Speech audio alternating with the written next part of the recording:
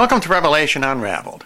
I'm your host, William Tapley, also known as the third eagle of the apocalypse and the co-prophet of the end times.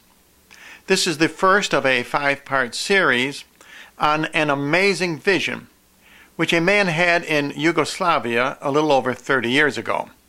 His name is Dusan Jovanovic, and his vision is of heaven and hell. I believe this is very pertinent for these end times.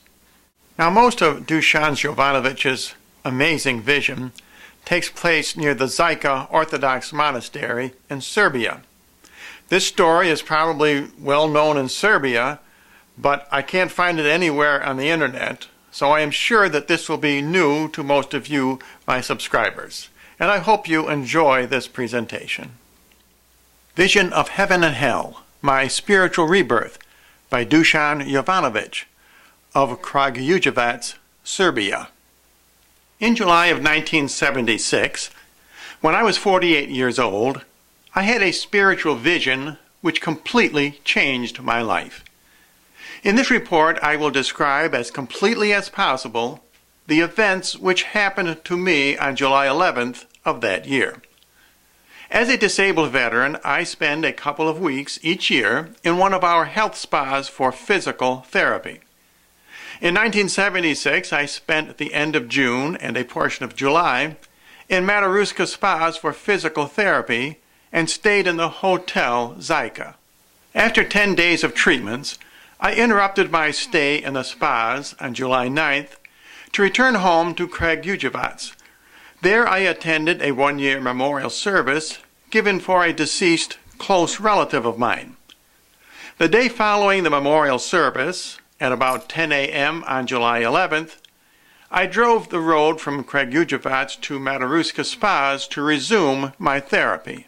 When I approached the bridge on the River Ibar in Kraljevo, I ran into a traffic jam, which apparently was caused by an accident near a gas station on the road to the monastery Zika. A policeman directed traffic alternately in one direction or the other, a slow method, but the best possible solution. After the bridge, I turned right onto the road for Zika. About 35 or 45 yards from the bridge was a local bus station for passengers traveling between Mataruska spas and Zika. About 20 passengers waited there, among them a monk and a nun. These two stood out because they were very good-looking. The monk was of medium height, about 70 years old, although he acted much younger, with a gray, bushy, or curly beard. He wore a new black robe and a tall hat, kamilavka, covered with a long black veil reaching down his back. On his chest he wore a shiny cross on one chain or braid, with a medallion or small icon on another. The icon looked as if it were St. Mary with Jesus Christ, a woman's face with a child. The nun who stood beside the monk wore a long black dress.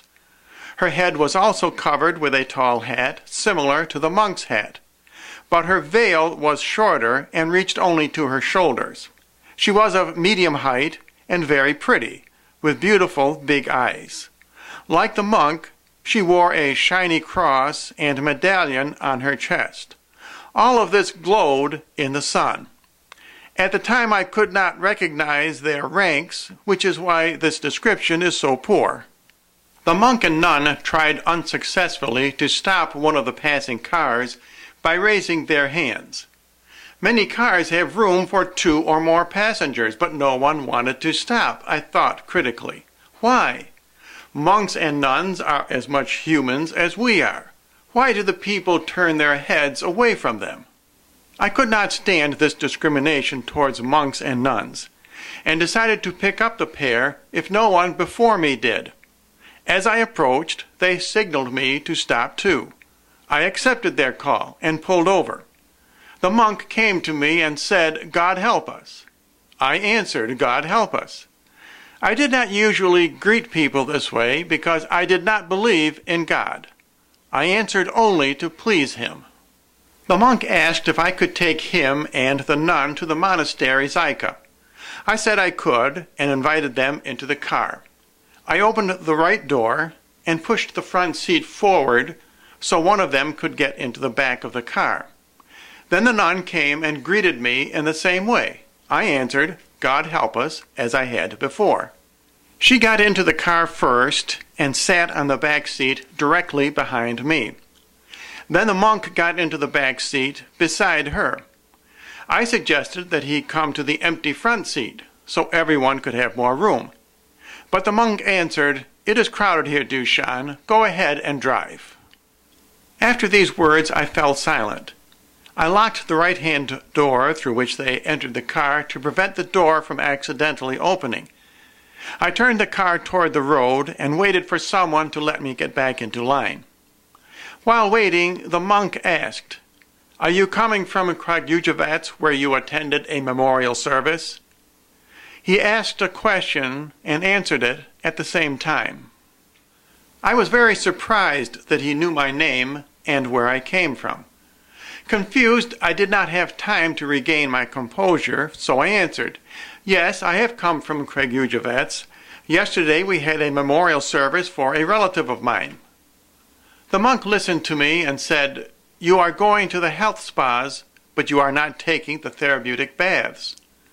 "I don't dare take them because the water in the spas is rather warm, and I am afraid that after a bath I would catch a cold and feel more miserable than I felt before I came to the spas," I answered him. As soon as the monk finished talking, the nun asked me, "Dushan, where were you born, in Zakuta?" And thus she too asked me a question and answered it at the same time. Then she continued, "Dushan, everybody in your family is alive and well. Your father, Dmitri, your mother, Dorinka, sister Dushanka, and your brother Dragoyjub. They all believe in God, they celebrate the Krishna Slava, but they are a little inconsistent. In anger, they curse God. Your brother Milovan is a very educated man, a highly trained specialist, but at the same time, a great atheist." When she finished, the monk said, "And you, Dushan, believe that God created man. You do not support that scholarly view that man descended from monkey, but you do not pray to God. You have a kind heart, and you are honest. On 3 occasions you could have become rich, but you did not because you did not want to be dishonest. You are kind toward the old and poor. Because of your kindness you stopped, answered our greeting with 'God help us,' and took us into your car. You are lucky you did this. The others who passed us turned their heads and spat on us. They would be better off if they were never born than to have refused us." I did not understand the deeper meaning of these words, but I trembled with fear. Just then a driver signaled for me to get back into line ahead of him, which I did immediately. Soon we passed the site of the accident. Just as I decided to increase my speed to get to Zyka sooner, a truck loaded with bricks and other building materials pulled from a small side road into the traffic ahead of me. This slowed us considerably, since I had to drive cautiously behind him and passing was still difficult. I often checked the traffic behind me to see if anyone wanted to pass me. One time, as I looked into the rearview mirror, I saw an unexpected sight. The faces of the monk and nun glowed, and above their heads halos shone with blinding intensity. I trembled with excitement and realized that these were not common humans. These events upset me so that I began to drive even more cautiously. The monk and the nun told my life story from the earliest day I could remember to the present. They recalled all my deeds, good and bad. They even told of private plans which I had abandoned for various reasons. To my surprise, they described events from my life as accurately as if they read them from a book. They praised my good deeds and reprimanded me with a soft voice for my indecent life. I wanted to sink into the earth from fear and shame, or do something to stop this torture, but there was no choice. I had to hear and endure everything. I will not talk about all their reprimands because they concerned my very private life. Later, I confessed them and asked for forgiveness. I will, however, describe in greater detail one important reprimand which came from the nun, since it is instructive to others. "Dushan," she said, "why did you refuse to talk to your father when your family attended the birthday party at the home of your cousin Disa?" I answered, "My father was neglecting me in comparison with the other children. He did not have the right attitude with us, and I wanted to hurt and embarrass him by not talking to him in public." The nun said, "Who are you and who are we to judge others? The Lord is the only one who will judge and see that justice is done. The Lord said in one of his commandments that we must respect our father and our mother. He promised a reward to those who obey it, a long and happy life on earth. Parents are sacred to their children in this world. You are lucky that you regretted your behavior towards your father and went to see him the next day, embraced him, and asked him for forgiveness. Your father cried from joy and said, 'I forgive you, my son.'" The nun told everything exactly as it happened, and this lesson left me speechless. When we arrived at the bridge near the monastery Zyka, the monk addressed me. "Dushan, for 3 months you must not tell anyone what just happened and what will happen to you today. After that you can tell everything only to your family and friends." I gave him the briefest answer and looked again into the rearview mirror before turning into the monastery's front parking lot. To my surprise, I saw again the halos over their heads. Unnerved, I felt a tremendous urge to get away from these two as soon as possible. In the parking lot were several cars and a large group of tourists who were visiting the monastery and its surroundings. I drove the car almost to the monastery wall and got out to open the door for the monk and the nun. To my surprise, when I looked inside, the car was empty. My eyes searched from the open left door to the right door, which was still locked. I could not believe my eyes. I looked very carefully several more times, but the car was empty.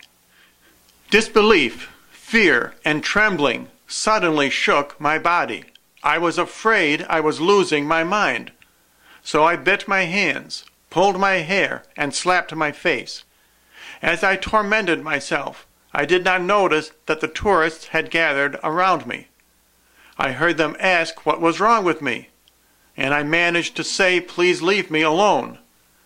I walked quickly through the circle of onlookers to calm down and to compose my thoughts.